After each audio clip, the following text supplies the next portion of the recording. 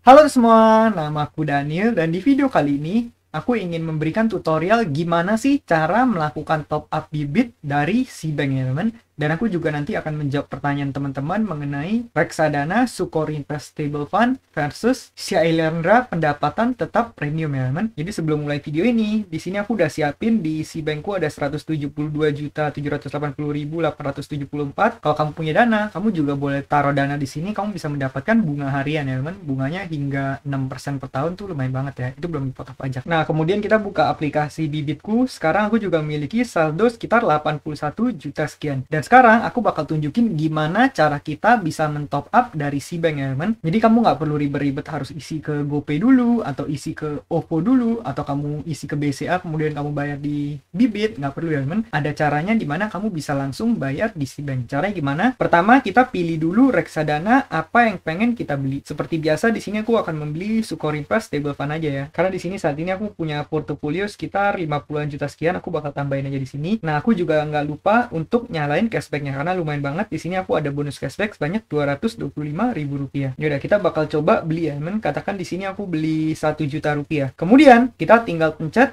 beli sekarang di sini. Setelah itu, di sini kamu bisa lihat ya, Sukor Investable Fund, biaya pembeliannya gratis, kemudian nabung rutinnya aku nggak nyalain, aku pakai cashback 225.000. Aku tinggal pencet saya menyetujui, kemudian kita pencet bayar sekarang di sini. Nah, setelah itu, di sini kita tinggal pilih metode pembayarannya. Di sini kamu bisa lihat ya, kita bisa bayar menggunakan Jago, GoPay, Link Aja, ShopeePay, dan di sini kalau misal kamu lihat di bank-banknya, di sini ada pilihan berbagai virtual account bank. Nah, gimana caranya kalau misalnya kamu pengen membayar menggunakan Cbank ini? Kamu caranya tinggal pencet ke bagian transfer di sini, kemudian bank lain, nomor rekening. Nah, di sini kalau misal kamu ketik BRI, kan di sini ada BRI virtual account. Artinya, kita bisa bayar menggunakan BRI virtual account. Maka dari itu, kita di sini kita bisa pilih ya, virtual account-nya apa, kita tinggal pilih BRI virtual account. Setahu aku yang lain juga bisa sih, teman, tapi kalau BCA setahu aku nggak bisa ya. Jadi kamu juga bisa bayar menggunakan BRI di sini. Daripada kamu harus top up GoPay-nya lagi, top up Bank Jagonya lagi, atau top up BCA-nya dulu. Sebenarnya itu bisa juga, cuma jadinya 2 kali kerja, teman, tapi sama aja sih. Ya udah, kalau misal kamu mau bayar, kamu tinggal pencet bayar sekarang di sini. Nah, nanti kita bakal langsung diberikan virtual account ini. Kita tinggal pencet salin di sini. Kalau udah, kita bakal kembali ke aplikasi Cbank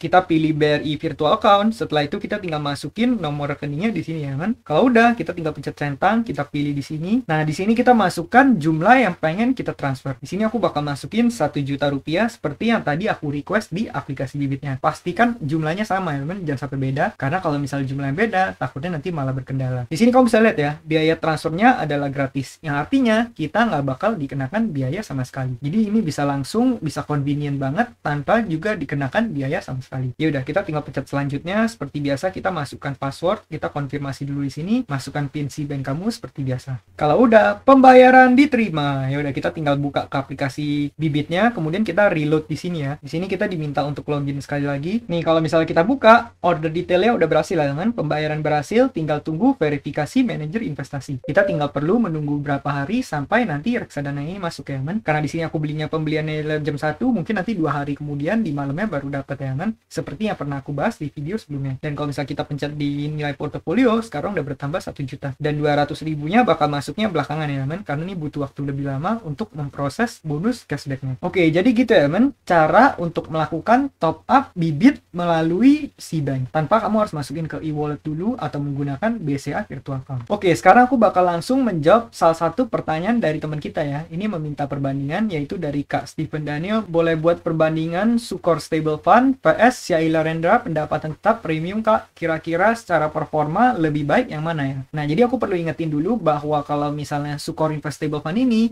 bisa kamu beli di bibit, namun kalau nggak salah di Ajaib itu nggak ada ya kan? Sedangkan yang Syailendra pendapatan tetap premium, ini di Ajaib ada, tapi di bibit nggak ada. Nih, kalau misalnya kita cari di bibit, di sini aku ketik Syailendra pendapat tetap premium. Nah, ini nggak ada ya men, karena mereka kayaknya nggak bekerja sama dengan manajer investasi Syailendra. Nih, produk yang Anda cari tidak ditemukan. Begitu juga dengan Ajaib di sini, kalau misalnya kamu cari Sukor Invest, ini setahu aku nggak ada ya men. Nih, kamu bisa lihat.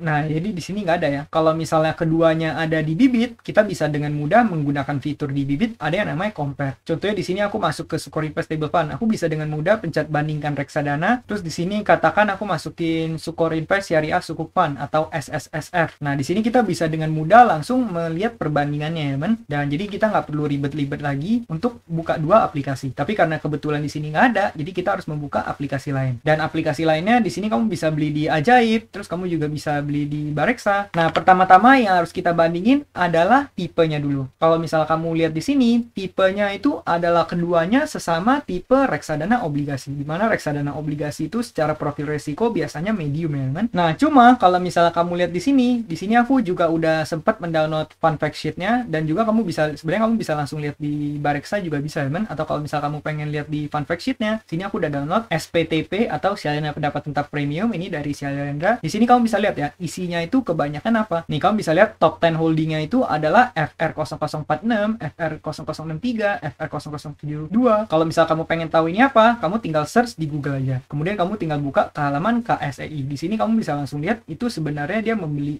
instrumen apa ya, kan? Dan seperti yang kamu bisa lihat di sini, FR itu sebenarnya apa? FR itu merupakan obligasi pemerintah. Di sini kamu bisa lihat issuernya adalah pemerintah Republik Indonesia. Ini bunganya kalau nggak salah di bawah kamu bisa lihat sekitar 9,5%. Nah, sedangkan kalau misalnya Sukor Invest Stable Fund, di sini aku juga udah download fun fact sheet-nya, kan? Di mana kebanyakan isinya itu adalah obligasi-obligasi juga, namun di sini obligasinya top holdingnya berbeda. Kalau misal kamu buka di sini, kamu tinggal search di Google di sini. Nah, kamu bisa langsung buka ke halaman KSEI-nya juga ya. Ini kita buka beberapa contohnya aja. Nih, kamu bisa lihat obligasi-obligasi ini top holdingnya, kalau misal Sukor Invest Stable Fund itu top holdingnya merupakan obligasi korporat, di mana obligasi ini artinya obligasi dari sebuah perusahaan, ini surat utang dari sebuah perusahaan, bukan obligasi dari negara. Nih, kamu bisa lihat bunganya sekitar 7,5%, kalau misal Busana Auto Finance sekitar 5,9%. Nah, jadi apa yang bisa aku simpulkan? Yang bisa aku simpulkan adalah karena reksadana Salinan Pendapatan Tetap Premium kebanyakan top holdingnya isinya adalah obligasi negara, sehingga bisa dibilang sebenarnya Salinan Pendapatan Tetap Premium itu secara profil resiko sedikit lebih rendah ketimbang dengan obligasi korporat dari Sukor Invest Stable Fund. Karena kenapa? Karena menurut aku negara itu bakal jadi selalu yang paling terakhir untuk bangkrut ya, kan? Kalau misalnya negara udah bangkrut, pasti itu udah keadaannya kacau banget dan bisa-bisa ekonomi satu negara itu bisa hancur. Maka dari itu, menurut aku pribadi, negara adalah yang paling terakhir untuk bangkrut, dan juga yang namanya obligasi negara itu udah pasti 100% dijamin oleh negara. Jadi kalau misalnya kamu tanya secara profil resiko mana lebih bagus, menurut aku pribadi yang obligasi korporat ini atau di Sukor Invest Stable Fund ini tentunya lebih beresiko ketimbang dengan Salinan Pendapatan Tetap Premium yang kebanyakan isinya itu adalah di surat berharga negara ya.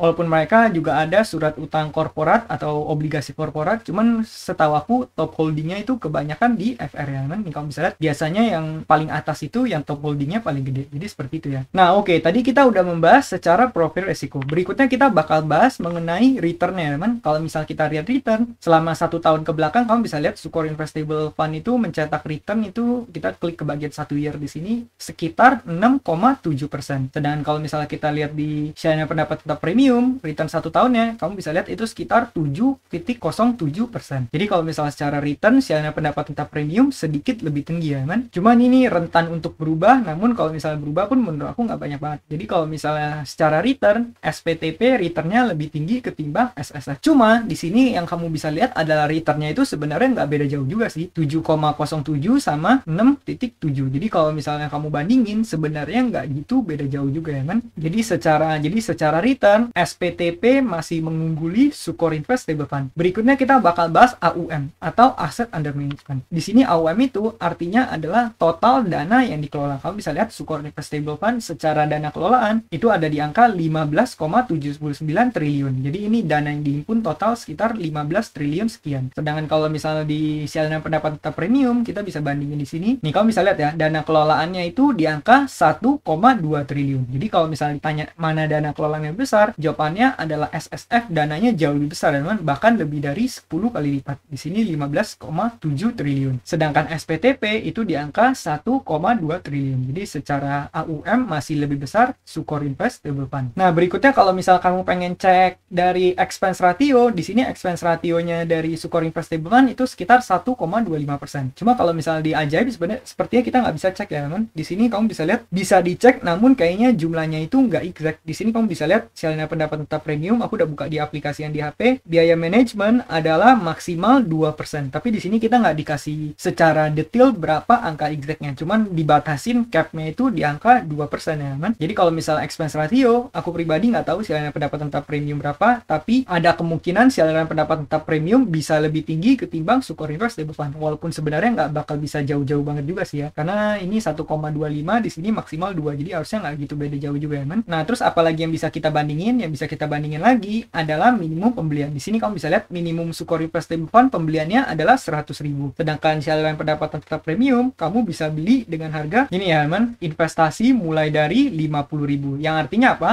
Artinya, modal yang dikeluarkan untuk membeli saldo pendapatan tetap premium itu bisa lebih kecil, walaupun sebenarnya nggak gitu signifikan sih. Ini 50.000, sedangkan Sukor Invest Stable Fund 100.000. Jadi kalau misalnya dari minimum investasinya, menurut aku nggak gitu beda secara signifikan, cuma saldo pendapat tetap premium sedikit mengungguli Sukor Invest Stable Fund. Nggak seperti kalau misalnya kamu bandingin sama Dana Mas Stabil. Kalau Dana Mas Stabil, kamu minimal pembeliannya aja udah 10 juta. Itu artinya udah beda jauh banget, teman. Sedangkan ini cuma 50.000 sama 100.000, yang artinya perbedaannya nggak gitu signifikan. Jadi ini nggak gitu masalah. Berikutnya adalah bank kustodiannya. Di sini kamu bisa lihat bank kustodiannya adalah BCA, dan juga setahu aku Sukor Invest Stable Fund juga sama ya, men. Ini kamu bisa lihat bank kustodiannya HSBC, cuman bank penampungnya BCA. Yang artinya kalau misal kamu narik ke rekening kamu yang BCA udah kamu set untuk penarikan bibit, itu juga nggak bakal dikenakan biaya. Jadi untuk masalah ini keduanya nggak ada masalah sama sekali ya, men. Nah, jadi tadi kita udah melakukan perbandingannya, ada banyak banget aspek yang kita bisa lihat untuk membandingkan kedua reksadana ini. Setiap reksadana memiliki kelebihan dan kelemahannya